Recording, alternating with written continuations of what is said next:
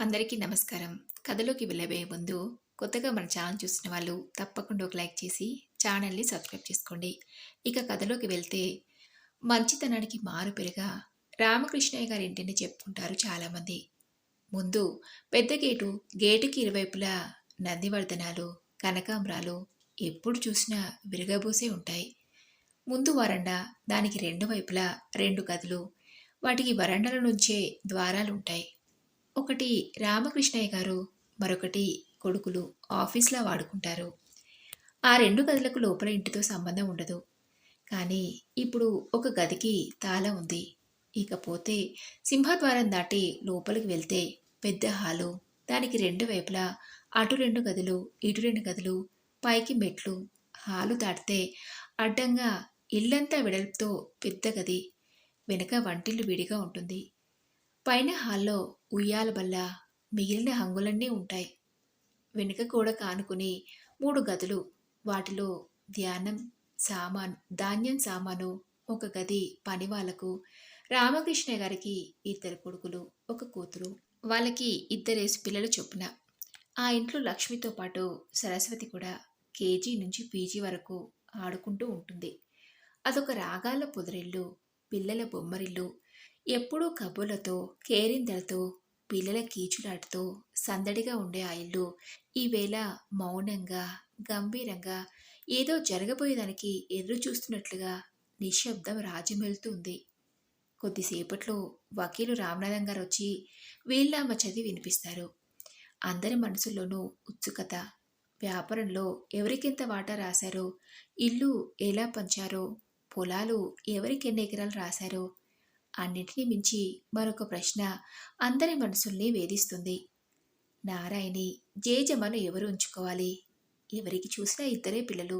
ఏ పాటి వంట పని ఉంటుంది?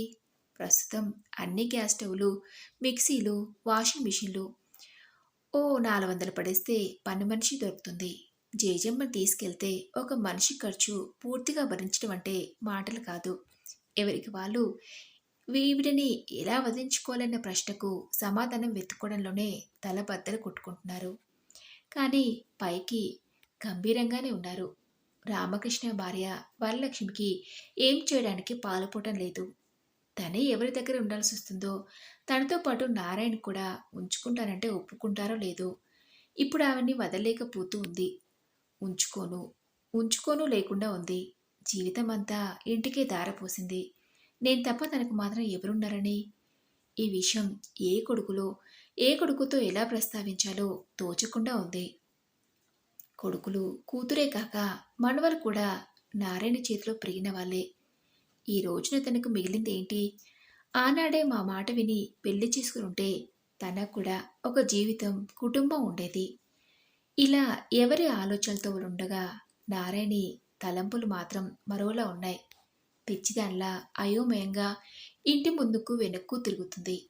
వాళ్ళందరినీ ఎత్తుకుని ఆడిస్తూ, కాళ్ళ మీద పడుకోబెట్టుకుని నీళ్లు పోస్తూ, పాలు తాపిస్తూ, పూప తినిపిస్తూ, పిల్లలకు తల్లిలా, వాళ్ళ పిల్లలకు నానమ్మగా, అమ్మమ్మగా అన్ని రూపాలు ధరించి పగలు రాత్రి వాళ్ళదే ధ్యాసగా, వాళ్ళే జీవితంలా గడిపింది.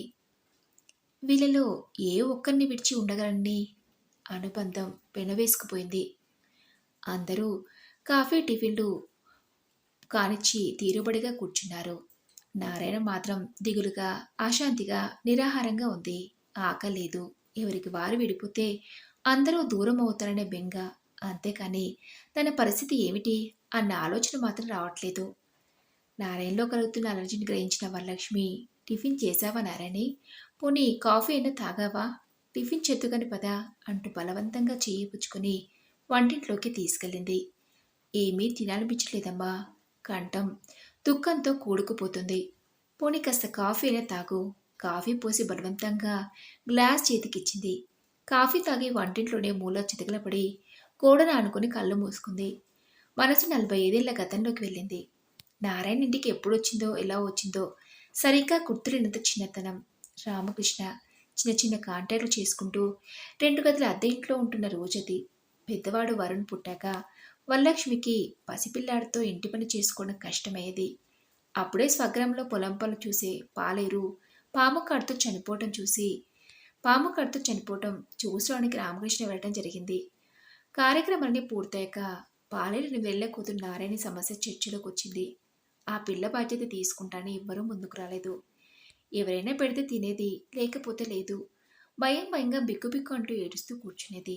ఆ పిల్లని అలా వదిలేసి రావడానికి రామకృష్ణకి మనసు అంగీకరించక తన వెంట తెచ్చేశాడు. వరలక్ష్మి మొదట్లో అంతగా ఇష్టపడలేదు.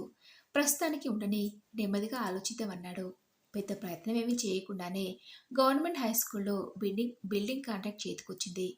సాయంకాలం ఇంటికి వస్తూ స్వీట్లు పూలు తెచ్చాడు. తినమ్మా అంటూ నారాయణ చేతిలో స్వీట్లు పెట్టాడు. లక్ష్మి ఇదిగో పూలు, నారాయణ కూడా జడవేసి పూలు పెట్టు అంటూ పొట్లాన్ని చేతికిచ్చాడు. నారాయణ ప్రతి పనికి ఆసరా అవుతుంది. వరుణ్ ఎడకుండా చక్కగా ఆడేస్తుంది. చిన్న చిన్న పల్లె పదాలు పాడుతూ నిద్రపుచ్చేది. వరలక్ష్మి కూడా తనంతటి అభిమానం పెరగసాగింది. నారాయణ వచ్చాక పగలు 1 గంట నిద్రపోతుంది కూడా. రామకృష్ణ ఒక దాని వెంట ఒకటి కాంట్రాక్టు రాసాగాయి. ఆర్థికంగా చేయి తిరుగుతుంది. నారాయణ వచ్చిన వేళ విశేషం ఏమో అనిపించింది. 2 ఏళ్ళు గడిచేటప్పటికి తరుణ్ పుట్టాడు. 4 గదులు ఇంట్లోకి మారాడు. మరో 4 ఏళ్లకి మాధవి కూడా పుట్టింది. సినిమాలకైనా, గుడికైనా, సర్కస్కైనా ప్రతి చోటికి నారాయణ వెంట తీసుకుని వెళ్ళేవాళ్ళు. నారాయణ బయట ప్రపంచంతో పరిచయం, లోక జ్ఞానం పెరుగుతుంది. రోజు స్నానం అయ్యాక దేవుడి ముందు అగరత్తులు వెలిగించి జేజికి దండం పెట్టమ్మా అనేది వరం. నారాయణ జేజమ్మ అనేవాడు. అదే జేజమ్మగా మారింది. మిగిలిన ఇద్దరి కూడా జేజమ్మ అయింది. రోజు రేడియోలో వచ్చి భక్తిరంజన్తో గొంతు కలిపేది. ఒకరోజు మాధురి నిద్రపుచ్చడానికి కీర్తనలు పాడుతుంటే ఆ కంఠంలో మాధుర్యానికి, ఉచ్చారణలో స్పష్టతకి రామకృష్ణ ఆశ్చర్యపోయాడు. ఇన్నాళ్ళు ప్రేమగా చూడటమే తప్ప తన గురించి ఏమీ ఆలోచించలేదే విషయం స్ఫూర్ణకొచ్చింది. నారిణి, నీకోసం ఏం తెచ్చానో చూడు. ఈ రోజు నుంచి నువ్వు చదువుకోవాలి. నాకు చదువు రాదుగా, నేను నేర్పుతానుగా. రోజు మధ్యాహ్నం భోజనం లేక కాసేపు నారాయణతో అక్షరాలు దిద్దించి పడుకునేవాడు. లేచేటప్పటికి అక్షరాలు రాసి చూపించేది. 2 ఏళ్ల కల్లా గుణింతాలు వచ్చాయి. 2 ఏళ్ల కల్లా పెద్ద బాల శిక్ష, సుమతి శతకం, నరసింహ శతకం, ఇంకెన్నో కంటతా వచ్చాయి. రామకృష్ణ ప్రతి నెల చందమామ బాలమిత్ర తెచ్చేవాడు. అలా అలా వారపత్రికలు కనిపించిన ప్రతి పుస్తకం చదివేది. ఒకరోజు ఏదో అడగాలని బెరుగ్గా అడగలేకపోతుంది. ఏం కావాలన్నారని చెప్పు, పర్వాలేదు. నాకు రామాయణం చదవాలంది. రామాయణమా? అవును అన్నట్లుగా తల ఊపింది. ఏం భారతం వద్దా? నవ్వుతూ అడిగాడు. మీ ఇష్టం. సరదాగా నవ్వుతూ అడిగినందుకు అభిప్రాయాన్ని నాకే వదిలేసింది. పర్వాలేదు. తెలివిగల పిల్ల. మనసులోనే ముచ్చట పడ్డాడు. ఒకసారి నిశ్చితంగా గమనించాడు. నారాయణ వచ్చి అప్పుడే 8 ఏళ్ళు అవుతుంది. చూస్తూ ఉండగానే 16 ఏళ్ళైంది. ఓణీలు వేసుకుంటుంది. ముద్దబంతి పూలు ఎంత చక్కగా ఉంది. ఇన్నేళ్లుగా తన పిల్లల్ని పెంచుతూ పెరుగుతుంది. ఏనాడు ఇది కావాలి అని అడగలేదు. ఆ వేళ నారాయణ్ణి వెంట పెట్టుకుని వెళ్ళి అడగనివి అడిగి తనకు అవసరం అనుకున్నవన్నీ కొనిపెట్టాడు. దగ్గరలో ఉన్న గ్రంథాలయానికి తీసుకెళ్లి సభ్యత్వం ఇప్పించాడు. మందయ్య నాటి నుంచి నేటి వరకు ఎన్ని గ్రంథాలు చదివిందో లెక్కలేదు. నారాయణకి మధ్యాహ్నం పడుకునే అలవాటు లేకపోవడం వల్ల చదువుకోవడానికి పగలు చాలా టైం ఉండేది. రోజు రోజుకి నారాయణలో విద్యాగంధం పరిమళాలు వెదజల్లుతుంది. మర్రి చెట్టుల వ్యాప్తి చెందుతూ ఊడలు పాతుకుంటూ తిష్ట అవుతుంటే తను నేర్పిన అక్షరాలు ఇంతింతై వటుడు ఇంతే అన్నట్టుగా ఎలా ఎదుగుతున్నాయో గమనిస్తూ ఉంటే నారాయణకి నేనే తొలుగురు అన్న భావంతో ఒకంత గర్వం కూడా కలిగేది. ఒకరోజు నారాయణి మాధవిని ఒళ్ళో కూర్చోబెట్టుకుని పప్పు రుబ్బటానికి అవస్థపడుతుంది. ఎంత బ్రతిమిలన్నా ఒళ్ళో నుంచి దిగని మారం చేస్తుంది. రామకృష్ణ వెళ్ళి మాధవిని బలవంతంగా తీసుకున్నాడు. చెవులు చిల్లులు పడేలా ఏడుపులు అందిపుచ్చుకుంది మాధవి. ఎంత బుజ్జగిచ్చినా ఆపట్లేదు. నారాయణ లేచి గబగబా చేతులు కడుక్కొని మాధవా రా అంటూ చేతులు చూపింది. మంత్రం వేసినట్టుగా టపీయమని నోరు మూసి నారాయణ చేతిలోకి దూకింది. పాపాయే కాదు, మాధవన్న పిలుపులో ధ్వనించిన ప్రేమకు తనే చెలించిపోయాడు. నారాయణలో కనిపిస్తున్న మమతాను రాగాలకు మా అమ్మాయి మళ్ళీ నారాయణగా పుట్టిందా అన్న అనుభూతికి, ఉద్వేగానికి లోనయ్యాడు. ఇంతలో వరుణ్ తరుణ్ కూడా వచ్చి చుట్టేసుకున్నారు. నారాయణకి పిల్లల మధ్య ఎంత బలీయమైన అనుబంధం ఏర్పడిందో అర్థమైంది. ఆవేలే మరో పని పిల్లను కుదిర్చాడు. వంట పని ఇద్దరు కలిసి చేసుకున్న నారాయణకి మాత్రం రోజు వరలక్ష్మి కుప్పలు పెట్టి జడ అల్లి జడబిల్ల తిప్పి పూల చెండు తురిమేది. రామకృష్ణ ఇంత బిజీగా ఉన్నా నారాయణకి జడ వేసే టైంలో మాత్రం అక్కడే కూర్చుని చాలా మురిపంగా చూసేవాడు. వాళ్ళ అమ్మ కూడా అలాంటి తలకట్టే ఉండేదని రోజు తలుచుకునేవాడు. పెద్ద జడ, పెద్ద కళ్ళు, కోల ముక్కు, చిన్న నోరు, నారాయణలో కనిపించే ప్రత్యేక అందాలు. కాలం గడుస్తుంది. పిల్లలు ముగ్గురు స్కూల్కి వెళ్తున్నారు. రామకృష్ణ 4 చేతుల సంపాదిస్తున్నాడు. చాలా రకాల ఆస్తులు సంపాదించాడు. సొంత బిల్డింగ్లోకి మారాడు. ఎవరైనా నారాయణని చెల్లెలా అడిగితే అవునన్నట్టుగా తలూపేవాడు. ఆ రోజు సంక్రాంతి పండగకి తెచ్చిన కొత్త చీర కట్టుకుని గొబ్బెమ్మలు పెడుతుంది. ముగ్గు పిండిలో రంగుల చెంకిపొడి కలిపి కళాత్మకంగా తీర్చి రంగవల్లులు రెండు జలతారు ఇంద్రధనుసులా మెరుస్తుంటే వాటి మధ్యన మాధవిని పెట్టుకుని నేరేడు రంగు జరీపూల చీరతో మెరిసిపోతున్న నారాయణ్ని చూస్తుంటే ఆ మనోహర దృశ్యాన్ని ఎలా వర్ణించుకోవాలో తోచక వరలక్ష్మి, రామకృష్ణ ఒకళ్ళ మొహాలు ఒకరు చూసుకున్నారు. నారాయణకి పెళ్ళిడొచ్చింది. ఇద్దరు గుసగుసలాడుతున్నారు. రామకృష్ణ వరాన్వేషణ ప్రారంభించాడు. నారాయణి, నీకో సంగతి చెప్పాలి అంది వరలక్ష్మి. నారాయణి ఏమిటి అటుగా చూసింది. ఈవేళ నిన్ను చూసుకోవడానికి పెళ్లివాళ్ళు వస్తున్నారు. ఏమిటి అర్థం కానట్టుగా అంది. అర్థం కాలేదా? నిన్ను చూసుకోవడానికి పెళ్లివారు వస్తున్నారు అంటూ రామకృష్ణ అందుకున్నాడు. నాకు పెళ్ళేంటి? అదేం పిచ్చి ప్రశ్న. ఆడపిల్లవి కావా అన్నాడు. అయితే చేసుకోవాలనుందా? రెట్టించింది. ఆ ఎదురు ప్రశ్నకు రామకృష్ణునికి చిరెత్తుకొచ్చింది. చేసుకోక ఏం చేస్తావు? ఇప్పుడు ఏం చేస్తున్నానో ముందు అదే చేస్తాను. ఎప్పుడు ఒక మాటైనా ఎదురు చెప్పండి. అంత సూటిగా ఇచ్చిన సమాధానికి షాక్ అయ్యాడు. ఒక నిమిషం తను తాను కంట్రోల్ చేసుకుని కోపాన్ని దిగమింగాడు. చూడు నారాయణి, మేము చెప్పేది విను. మీరే చెప్పినా వినను. మిమ్మల్ని పిల్లల్ని వదిలి నేను వెళ్ళను. ఓ, అదా సంగతి.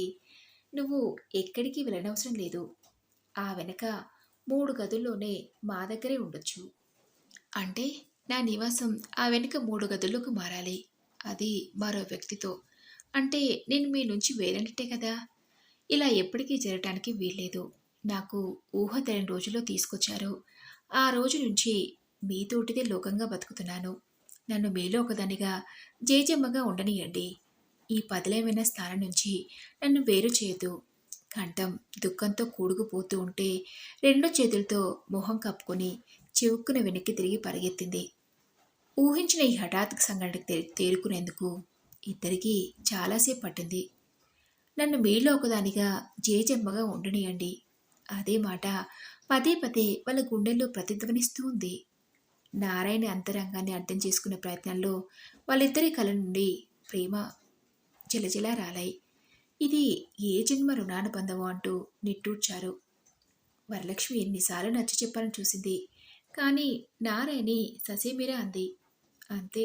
నెలలు సంవత్సరాలు దొర్లుతున్నాయి. ముగ్గురికి చదువులు, ఉద్యోగాలు, పెళ్ళిళ్ళు, పురుళ్ళు ఎన్నెన్నో నారాయణ చేతుల మీద జరిగిపోయినాయి. 7 ఏడాది క్రితం జబ్బు చేసి రామకృష్ణ ఈ లోకం నుంచి జరిగిపోయాడు. నారాయణి ఆ దుఃఖం నుంచి ఇంకా తేరుకునే లేదు. వీళ్ళలో ఎవరిని విడిచి ఉండగలను? గుండె లోతులో నుంచి తల్లుకొస్తున్న దుఃఖాన్ని దిగమింగడానికి శత విధాలుగా ప్రయత్నిస్తుంది నారాయణి. నారాయణి, లేచి కాస్త ముఖం కడుక్కో. ఏది ఎలా జరగాలనుకుంటే అలానే జరుగుతుంది. నువ్వు నాతోటే. భుజం మీద చేయి వేసి వరలక్ష్మి పిలవడంతో మళ్ళీ ఈ లోకంలోకి వర్తమానంలోకి వచ్చింది. ఇంతసేపు ఎదురు చూస్తున్న వకీలు రామనాథన్ గారు రానే వచ్చారు. చేతిలో 2 కవర్లున్నాయి. ఒకటి వీలునామా, మరొకటి ఏమిటో అందరి మనసులో ఉత్సుకత. రామనాథన్ గారు వీలునామాను సింపుల్గా 3 ముక్కల్లో చదివి కవరు వరలక్ష్మి చేతికిచ్చారు. అది విన్న ముగ్గురికి ముఖాలు కుమ్ములో కుక్కినట్టుగా ఎర్రగా కమిలిపోయాయి. కోప ఆవేశాలతో ఉక్కురేషంతో ఊగిపోతున్నారు. కారణం, ఇప్పుడున్న బిల్డింగ్లో సగభాగం పొలంలో ఉన్న 5 ఎకరాల పొలం నారాయణకి, మిగిలిన ఆస్తంతా వరలక్ష్మికి రాశాడు. పిల్లలు పంచుకునేటందుకు ఏ విధమైన ఆస్తి విభజన జరగలేదు. పట్టలేని కోపంతో వరుణ్ నేల మీద గట్టిగా తన్నాడు. వరలక్ష్మి ముఖంలో ఏ భావము లేదు. ఏమీ పట్టనట్టు అన్నింటికీ అతీతంగా నారాయణి వంటింటి నుంచి యువతలకు రాలేదు. వాతావరణంలో ఉద్రిక్తను అర్థం చేసుకున్న రామనాథం గారు, ఇందులో మీ నాన్నగారు మీకు రాసిన లెటర్ ఉంది. వీళ్ళామతో పాటుగా ఇవ్వమన్నారు. ఆత్రంగా కవర్లోంచి లెటర్ తీసి చదవసాగారు. చిరంజీవి వరుణ్, తరుణ్, చిలసవ్ మాధవిని చిరాయులుగా దీవించి వ్రాయిచున్న లేఖ. నేను రాసిన వీళ్ళామా చదివి మీరు ముగ్గురు ఎంత కోపాదిక్కు సాగుతారో మీ మనసరిన మీ తండ్రిగా నాకు తెలుసు. మీకు తెలియని, మీకు గుర్తులేని మీ బాల్యాన్ని గురించి, అందులో నారాయణ పాత్ర గురించి ఇక్కడ ప్రస్తావించాలి. నారాయణకి 7 ఏడాది లోపే తల్లి, 8 ఏళ్లకే తండ్రి కరువయ్యారు. ఎవరూ లేని తనను తీసుకొచ్చాను. ఆ రోజు నేను ఊహించలేదు. తనకి ఎవరూ లేరనుకున్నాను. కానీ అందరికీ తనే అవుతుందని, ఇంత గాఢమైన అనుబంధం ఏర్పడుతుందని, తన రాకతో ఇంత సిరి ఎత్తుకుంటుందని కొద్ది రోజులకే నేనెంత మంచి పని చేశానో నాకు అర్థమైంది. అప్పుడు నీకు 7 ఏడాది వయసు. నారాయణ నీకన్నా 7 ఏళ్ళు మాత్రమే పెద్దది. కానీ మనుగడలో చాలా పెద్దది. తన చిన్న వయసులో నీతో ఎంతో బాధ్యతగా, ప్రేమగా వ్యవహరించేది. నీ తర్వాత నీ చెల్లి, తమ్ముడు పుట్టారు. ఆ వయసులోనే నీకు పెంపుడు తల్లిగా మారింది. మమ్మల్ని తల్లిదండ్రులుగా భావించి ఎవరికి పంచే ప్రేమను వాళ్ళకు నేర్పుగా, ఓర్పుగా పంచింది. మిమ్మల్ని ఒళ్ళో కూర్చోబెట్టుకుని పూజలు చేస్తూ 12 ఏళ్లకే జేజమైంది. ప్రతి మాటకు వయసు ప్రస్తావన తెస్తున్నానని అనుకోవద్దు. ఎందుకంటే మీ జేజమ్మను మీరు అర్థం చేసుకోవాలంటే అప్పుడు తన వయసు గురించి తెలియటం ఎంతో అవసరం. మీ ముగ్గురికి కాలకృత్యాలు, స్నానాలు, పాలు తాగించటం, అన్నం తినిపించటం, జోలపాడి నిద్రపుచ్చటం ఒకటేమిటి, లేచింది మొదలు రాత్రి పడుకునే వరకే కాదు, అర్ధరాత్రి కూడా లేచి అందరి మీద దుప్పట్లున్నాయా లేదా చూసి సరిచేసేది. వేసవి కాలం అయితే ఒకళ్ళ తర్వాత మరొకరి వంతుల వారిగా భుజాల మీద వేసుకుని చల్లటి గాలికి నిద్రపుచ్చేది. నీకెవరికైనా జ్వరం వస్తే తెల్లవాళ్ళు మేలుకుని సేవ చేసేది. నేను మీ అమ్మ పెద్దవాళ్ళయ్యాక కూడా మాకు కాస్త విశ్రాంతి కావాలనుకున్న సందర్భం లేదు. ఎందుకంటే ముగ్గురు పిల్లల తల్లిదండ్రులుగా మేము అలసిపోలేదు కాబట్టి. కానీ నారాయణది అలుపెరగని అవిశ్రాంతి జీవితం. ఏం తోచకపోతే ముచ్చట్లు మురిపాలు మీతోనే, ఏ అనుభూతి పంచుకున్న మీతోనే. నారాయణ ముఖంలో నవ్వులు పూయించిన రెమ్మలు మీరే, వెలుగులు నింపిన దివ్యలు మీరే.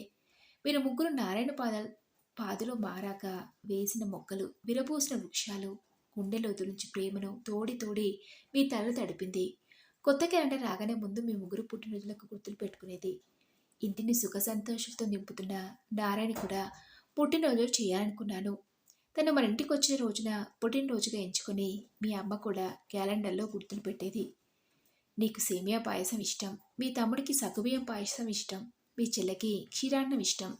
ఇలా అందరి ఇష్టాలు గుర్తుపెట్టుకొని ఎవరికి కావలసిన వాళ్ళకి చేసి పెడుతూ మీ తృప్తిలో తన కడుపు నింపుకునేది.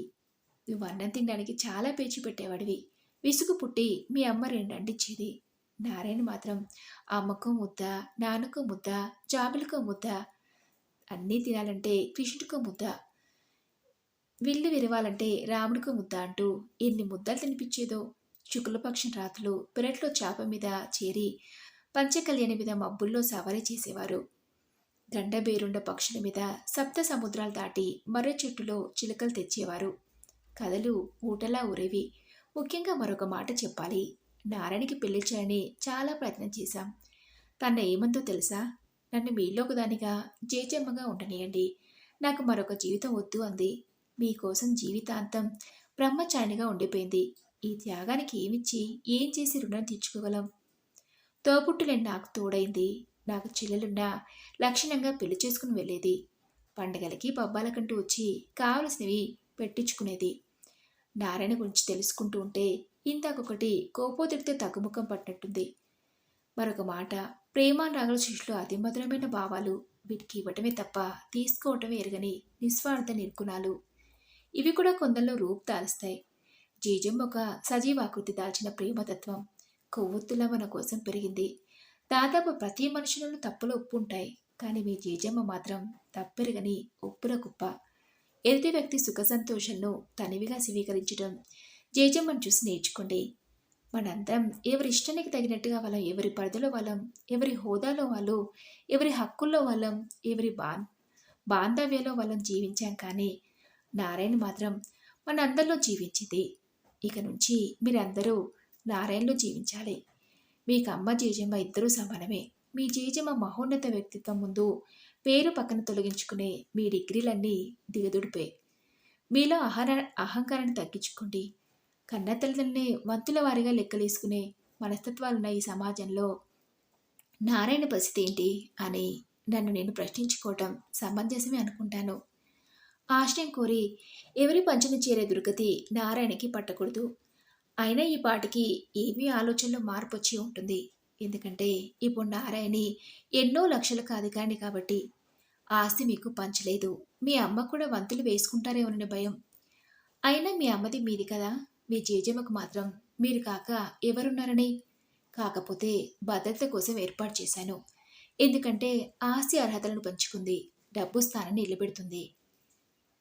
నా పెళ్లి చేసుకొని ఉంచి డబ్బు అప్పుడే తన పేరు మీద ఫిక్స్డ్ డిపాజిట్ చేశాను. అందరినీ అన్నింటికీ జాగ్రత్తగా చూసుకోవాల్సిన బాధ్యత మీదే. నా ఆశీస్సులు మిమ్మల్ని వెన్నంటే ఉంటాయి. మీ రామకృష్ణ. మనసును ప్రక్షాళన చేస్తూ వరుణ్ కళ్ళు కన్నీటి చెలమయ్యాయి.